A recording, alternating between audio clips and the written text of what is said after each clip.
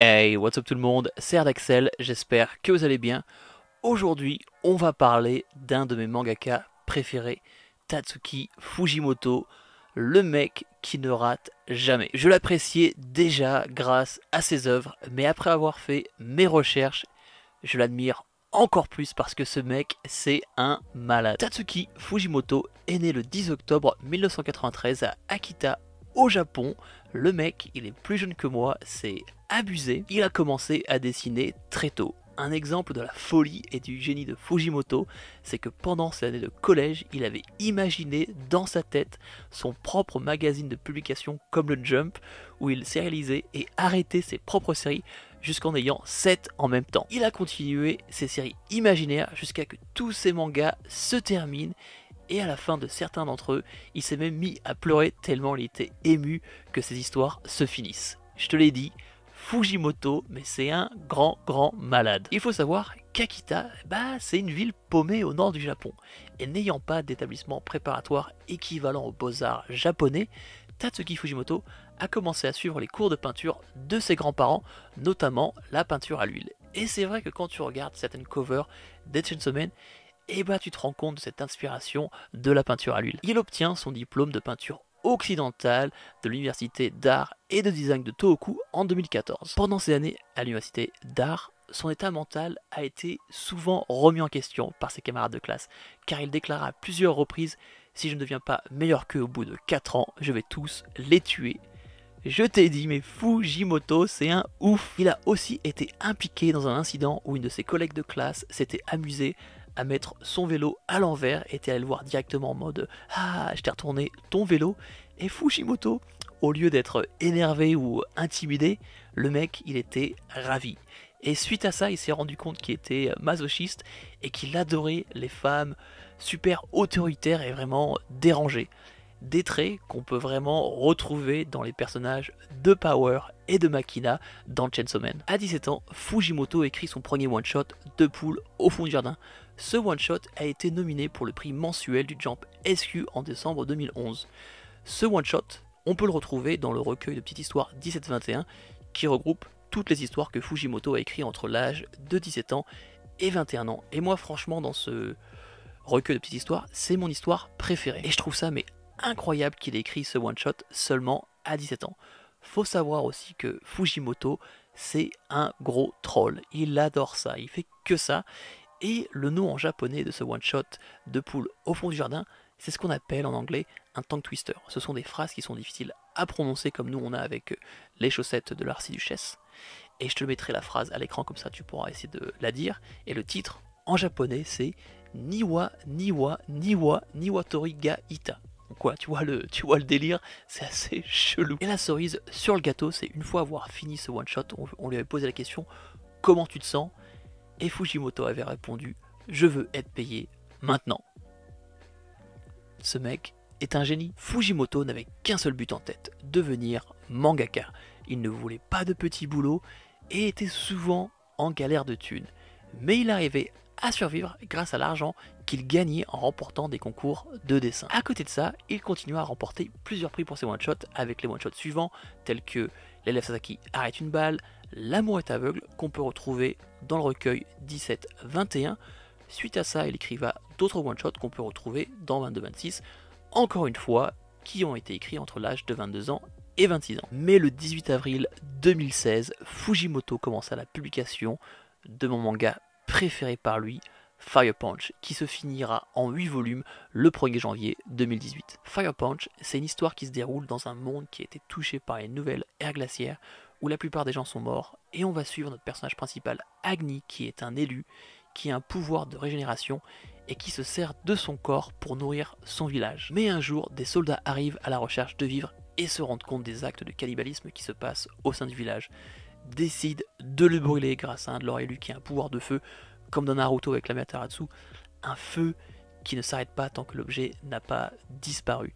Et Agni, qui a ce pouvoir de régénération, se régénère plus vite que le feu le consume, se retrouve en une sorte de torche ambulante, tout le temps en train de souffrir. Dans ce manga, il y a vraiment une sorte de souffrance et de perte de soi qui est touchée. Et suite à ça, et bah, Agni il a une seule obsession, c'est la vengeance. C'est un manga qui m'a vraiment marqué. J'adore les personnages d'Agni et de Togata. Togata, quand elle arrive, elle te change mais l'histoire complètement à son introduction. Fire Punch, c'est gore, c'est violent, c'est aussi des fois étrange avec ses dialogues et ses mises en scène. Et déjà avec Fire Punch, on peut voir l'amour du cinéma que a Fujimoto avec ses planches, surtout si tu as lu le manga dans le moment du métro. Franchement, si on devait faire un film, t'as le déroulement qui est déjà fait et j'adore cette scène du métro dans Fire Punch. Dans les préfaces de Fire Punch, on peut retrouver ce côté espiègle, ce côté troll que Fujimoto a, parce qu'il raconte mais que des mensonges, que des conneries, et il avait fait une interview pour Crunchyroll où il expliquait qu'en général, les mangaka dans les préfaces, ils en profitent pour partager avec leurs fans un peu leur vie privée, et lui il avait juste envie de raconter des conneries, de s'inventer une vie, et moi franchement mais j'adore ce côté troll que Fujimoto il a. Mais le 3 décembre 2018, il commença à publier l'histoire qui changera sa vie. Chainsaw Man, ce manga incroyable qui n'a pas besoin d'introduction. Fujimoto est un génie, et cela se voit encore plus dans les choix de ses assistants. Parce qu'après avoir fini de travailler pour Fujimoto, ses assistants sont allés écrire Hell's Paradise, Spy X Family et Dandadan, des œuvres qui ont vraiment impacté la communauté manga. Le créateur de Hell's Paradise a décrit Fujimoto comme étant Denji de Chainsaw Man. Et c'est vrai qu'après avoir fait mes recherches, je me rends compte que Fujimoto, c'est Denji, parce que la prochaine histoire que je vais te raconter va te faire dire what the fuck. Fujimoto, quand il était plus jeune, il avait un poisson comme animal de compagnie. Et si tu as eu un poisson comme animal de compagnie, tu sais que ces trucs-là, ça meurt, mais super rapidement. Le sien est mort, et il a pas eu comme meilleure idée qu'aller l'enterrer près de chez lui, mais ce jour-là, la terre était trop dure, du coup il a laissé le poisson à côté d'un arbre. Plus tard, en revenant, il s'est rendu compte qu'il y avait des fourmis qui étaient en train d'essayer de transporter le corps de ce petit poisson qui était mort. Et Fujimoto, d'un coup, il ressent du regret, il est triste, et il décide de bouffer son poisson. Oui, il décide de le bouffer. Et franchement, je pense qu'il y a une relation entre cette histoire et ce qui se passe dans Chainsaw Man dans le bar avec Denji. Si tu as lu ou vu l'animé, tu vois ce que je veux dire. Et je suis sûr que les deux, elles sont reliées, c'est pas possible, c'est obligé. Une autre histoire pour te montrer ce côté troll que Fujimoto il a, c'est que Fujimoto avait créé un faux compte Twitter où il se faisait passer pour sa propre sœur.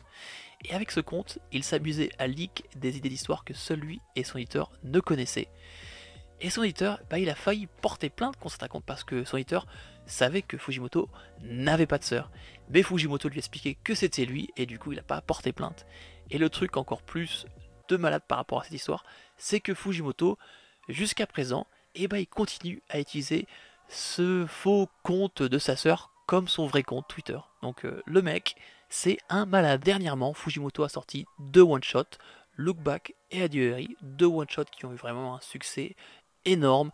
Personnellement, je préfère Adieu Eri par rapport à son histoire et juste le découpage et la mise en scène. Encore une fois, on voit l'amour que Fujimoto a pour le cinéma avec vraiment ces planches qui se suivent. J'ai vraiment adoré Adieu Eri, et aussi Fujimoto continue à écrire la deuxième partie de Chainsaw Man. Pour finir, Fujimoto est quelqu'un d'extrêmement discret. Il ne fait que très peu d'interviews, et aussi si tu le cherches sur internet, tu ne trouveras aucune photo de lui. Fujimoto veut vraiment rester privé et caché.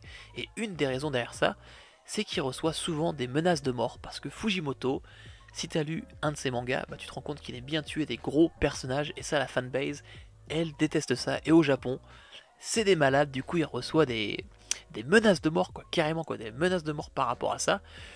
Du coup tu comprends que voilà, le mec il veut rester plus ou moins discret. Voilà, c'est la fin de la vidéo, j'espère que tu as apprécié cette vidéo, c'est quelque chose de différent.